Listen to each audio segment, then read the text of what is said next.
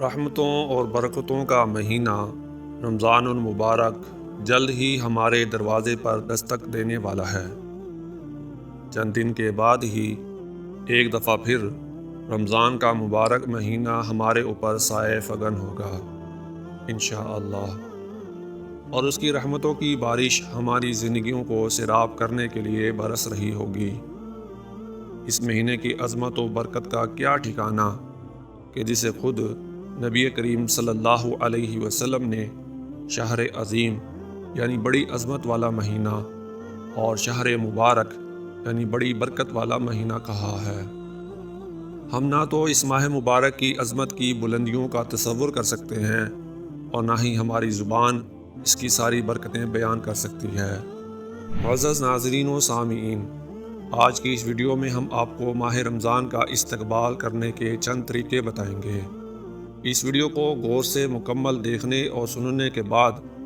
آپ رمضان المبارک کا ایسا بہترین استقبال کر سکیں گے کہ آپ کو رمضان المبارک کی زیادہ سے زیادہ فضیلتیں اور بہاریں بھی نصیب ہوں گی، اور آپ رمضان کا پورا مہینہ ایسے گزاریں گے کہ انشاءاللہ نہ بھوک کا احساس ہوگا نہ پیاس کی شدت کا پتہ چلے گا۔ تو پورے خلوص اور محبت سے ویڈیو مکمل دیکھیں اور صدقہ جاریہ سمجھ کر لائک اور شیئر کریں۔ تو چلیے آج کی اس ویڈیو کو شروع کرتے ہیں۔ بسم اللہ الرحمن الرحیم۔ معزز ناظرین و سامعین، جب یہ بات بالکل واضح ہے کہ رمضان المبارک ایک ایسا مہینہ ہے کہ جس کے فضائل جیسے فضائل کسی دوسرے مہینے کے نہیں ہیں، تو پھر یہ سوال بھی ضرور پیدا ہوتا ہے کہ ہم ماہ رمضان کا استقبال کیسے کریں۔ یاد رکھیں، رمضان کا استقبال کرنے والے دو طرح کے لوگ ہوتے ہیں۔ پہلی قسم وہ لوگ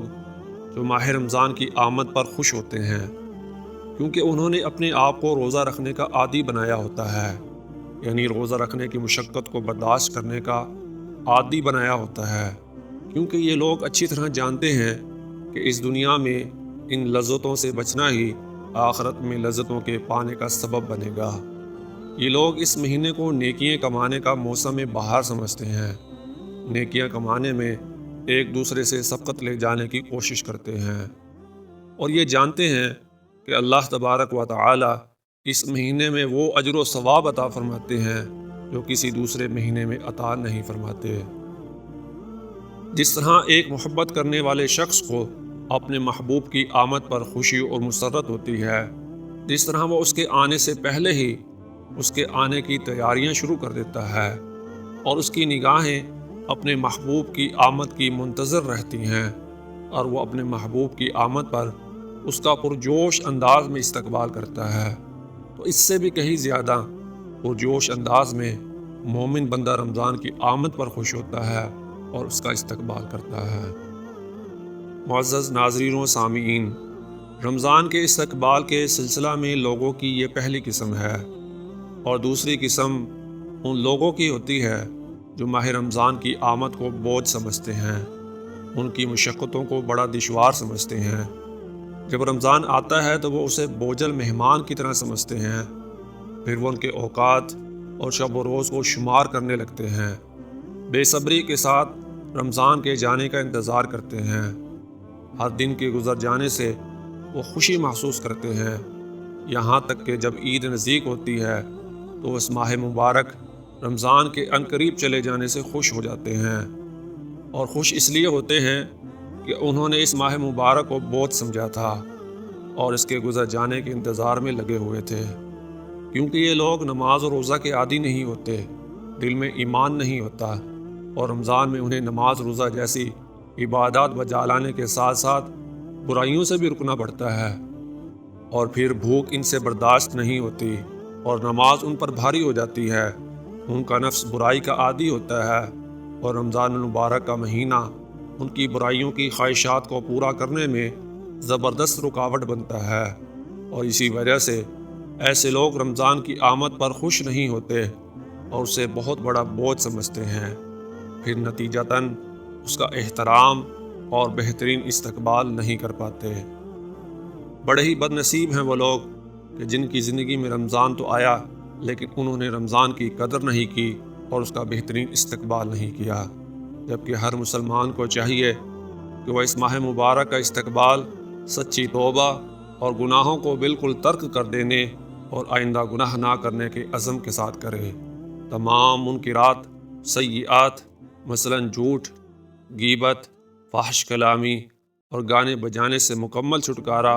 حاصل کر کے اس ماہ مبارک کا استقبال کرے۔ معزز ناظرین و سامعین، اس ویڈیو کے آخر میں ہم آپ کے ساتھ کچھ ایسے راز بھی شیئر کریں گے کہ جن سے آگاہی اور عمل کے بعد آپ رمضان المبارک میں کم محنت اور زیادہ ثواب حاصل کر سکیں گے۔ اس لیے آپ سے گزارش ہے کہ اس ویڈیو کو مکمل ضرور دیکھیں۔ یہ بہت اہم ویڈیو ہے کیونکہ رمضان کا استقبال ہمارے ایمان کی کسوٹی ہے۔ تو رمضان کا استقبال ہم کیسے کریں؟ اس کے لیے سب سے پہلے جو کام کرنے کا ہے وہ یہ ہے کہ اپنی نیت خالص اللہ کی رضامندی کو بنا لیں اور پختہ عزم کریں کہ میں رمضان المبارک میں اللہ کی رضا کے لیے پورے مہینے کے روزے رکھوں گا اور زیادہ سے زیادہ عبادات کر کے تمام برائیوں کو چھوڑ دوں گا۔ اگر آپ کی نیت پہلے سے ہی پختہ نہیں ہوگی تو آپ رمضان المبارک کا نہ استقبال صحیح کر سکیں گے اور نہ ہی اس سے بھرپور فائدہ حاصل کر سکیں گے۔ اس لیے استقبال رمضان کے لیے یہ اہم ترین کام ہے کہ ابھی سے اپنی نیت پختہ کر لیں کہ انشاءاللہ ہم رمضان میں زیادہ سے زیادہ محنت کریں گے۔ استقبال رمضان کے لیے دوسرا اہم ترین کام یہ ہے کہ رمضان کی آمد سے پہلے ہی رمضان کے مقام، اس کے پیغام، اس کے مقصد اور اس کی عظمت و برکت کے احساس کو تازہ کریں۔ اور یہ سب کب ہوگا؟ جب آپ اس کا علم حاصل کریں گے کہ رمضان کی فضیلت آخر کیا ہے، رمضان کا مقصد کیا ہے، روزے کے طبی اور روحانی فوائد کیا ہیں، وغیرہ وغیرہ۔ اور اسی طرح ماہ رمضان کا بہترین استقبال کرنے کے لیے تیسرا اہم اور ضروری کام کہ جس کے بغیر چارہ ہی نہیں ہے وہ یہ ہے رمضان کی آمد سے پہلے ہی رمضان کے تمام ضروری اور اہم ترین مسائل کا شرعی حل بھی معلوم کر لیں۔ مثلاً روزہ کی نیت کیسے کریں، سحری اور افطاری کے اوقات اور دعائیں، کن چیزوں سے روزہ ٹوٹ جاتا ہے، یعنی روزہ کی نیت سے تراویح تک کے جتنے بھی رمضان سے متعلقہ بنیادی مسائل ہیں انہیں ابھی سے سیکھ لیں تاکہ وقت پر کسی بھی قسم کی پریشانی کا سامنا نہ ہو اور آپ رمضان المبارک میں ہر قسم کی غلطی سے اپنے آپ کو محفوظ رکھ کے رمضان میں زیادہ سے زیادہ اجر و ثواب حاصل کر سکیں۔ معزز ناظرین و سامعین، ماہ رمضان کے استقبال کی تیاری کے لیے ہم آپ کی بہترین ہیلپ کر سکتے ہیں۔ اگر آپ ان تمام ٹاپکس جو آپ کو ابھی بتائے گئے ہیں ان پر ویڈیوز دیکھنا چاہتے ہیں اور رمضان کے مسائل سے آگاہی چاہتے ہیں اور رمضان سے زیادہ استفادہ چاہتے ہیں تو ہمیں کمنٹ میں ضرور بتائیں۔ جو ٹاپک آپ ہمیں کمنٹ میں بتائیں گے ہم اس پر ایک علمی اور تحقیقی ویڈیو آپ کے ساتھ شیئر کرنے کی سعادت حاصل کریں گے انشاءاللہ۔ معزز ناظرین، اسی طرح استقبال رمضان کے لیے ایک زبردست قسم کا عمل یہ ہے کہ آپ اپنے گھروں کی صفائی کے ساتھ ساتھ اپنے دلوں کو بھی نفرتوں، دشمنیوں، حسد، بغض، کینہ وغیرہ سے بالکل صاف کر لیں۔ آپ کے دل میں اگر اپنے کسی رشتہ دار یا کسی مسلمان بہن بھائی کے بارے میں کوئی غصہ و ناراضگی ہے تو اسے اللہ کی رضا کے لیے معاف کر کے اپنے دل کو بالکل صاف شفاف بنا لیں تاکہ آپ رمضان المبارک کا استقبال ایک پاک، صاف اور خوف خدا رکھنے والے دل کے ساتھ کر سکیں اور رمضان کی سعادتوں کو زیادہ سے زیادہ سمیٹ سکیں۔ معزز ناظرین، ماہ رمضان کا بہترین استقبال کرنے کے لیے ایک یہ آخری جو کام میں آپ کو بتانے لگا ہوں یہ انتہائی اہم ترین کام ہے، اسے غور سے سماعت فرمائیں۔ وہ یہ ہے کہ آپ ابھی سے اپنا نظام الاوقات ایسے انداز میں ترتیب دیں کہ جب رمضان المبارک کی آمد ہو تو آپ کے پاس دنیاوی کاموں کی لسٹ باقی نہ ہو، آپ زیادہ سے زیادہ وقت اللہ کی عبادت میں گزار سکیں اور ساتھ ساتھ اپنے جسم کو آرام دے کر اپنے جسم کا حق بھی ادا کر سکیں۔ اسی طرح اپنے سونے اور جاگنے کی روٹین کو بھی ابھی سے بہتر بنانے کی کوشش کریں تاکہ آپ کی نیند اتنی کم نہ ہو کہ رمضان میں آپ شب بیداری نہ کر سکیں، اور ابھی سے اپنی صحت کا بھی بھرپور خیال رکھیں تاکہ آپ رمضان کے لیے تیار رہ سکیں۔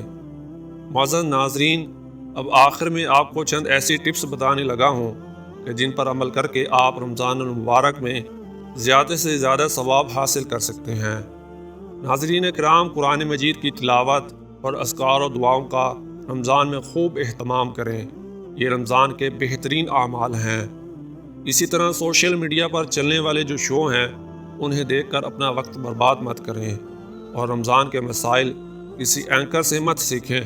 اس کے لیے اکابر علماء کرام کی طرف رجوع کریں۔ رمضان کا استقبال اس طرح نہ کریں کہ آپ کی راتیں گپ شپ کے اندر گزر جائیں یا آپ کی راتیں سڑکوں اور بازاروں میں گزر جائیں۔ ایک مسلمان کی راتیں اللہ کے سامنے سجدے اور اللہ کو منانے میں گزرنی چاہیے، اور اگر ممکن ہو تو جتنی اللہ تعالیٰ نے توفیق دی ہے اتنے لوگوں کا روزہ افطار کروائیں۔ جتنے لوگوں کو آپ روزہ افطار کروائیں گے ان لوگوں کو روزہ رکھنے کا جتنا اجر ملے گا